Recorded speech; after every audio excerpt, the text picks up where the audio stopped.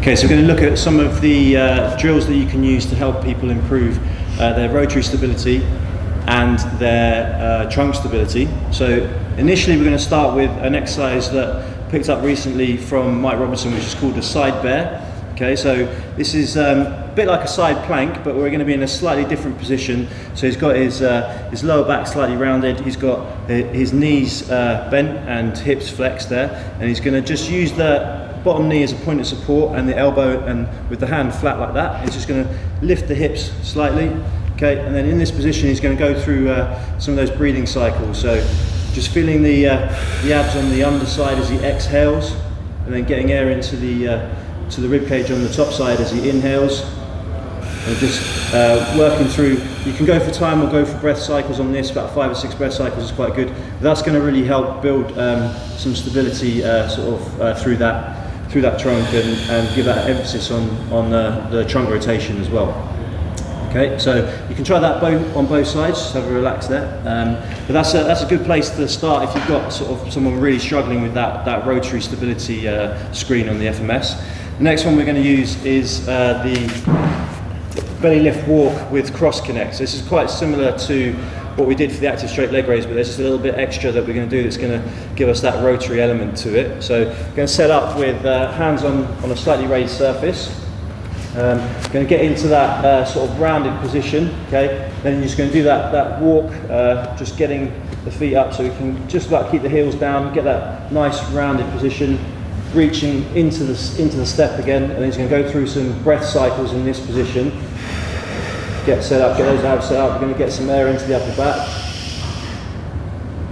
And so the difference now is he's going to do a sort of a reach with one hand to the opposite toe, and then just with this, with the same thing, getting those cycles going in this position. So breathing into the upper back, getting a good long exhale with a pause after the exhale.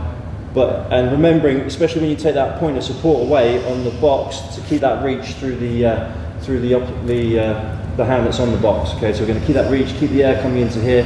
Probably 2 breaths on each toe, maybe a couple of times through, and that's going to help really get the trunk nice and ready for that rotary stability demand that you're putting on it with that screen. Okay, so moving on to the more sort of trunk stability orientated drills. We're going to do one similar to that first one we did, but this time on all fours. It's called the bear. So it's just a straightforward bear, and so we're going to get into all fours, and a bit like that belly lift that we did at the start on the active straight leg raise. We're going to get set up into that sort of rounded position. You can shift the weight forward over the hands slightly. And this time we're going to set up with just a slight knee lift off the mat, okay, and then getting through that breath cycle. So big exhale. So you'll feel a much more sort of intense demand on the sort of obliques, internal external obliques on this drill compared to the one with the knees down. So it's a slightly higher threshold drill, but it's a really good precursor to things like what we're going to go into, things like the plank and exercises like that. Okay, so this is a good drill to really improve just straightforward trunk stability. Maybe work on like breath cycles or 20-30 seconds on that one as well. It doesn't need to be too long because it can be quite a tough one, but good for the people who struggle with lower back position on a plank. The next one we're going to do is a straightforward plank. Okay, so we're going to just a couple of key things that you can start to introduce to what you might be using already in this. So we want to make sure you've got that sort of neutral spine or slight posterior tilt with the pelvis. Okay, we're going to have the hands in this position and a nice drive through the elbows to get that upper back into a really good solid position. Okay, so again, slightly different from what you might see from a normal plank, but those are the important cues that you want to be thinking about. That drive through the elbows.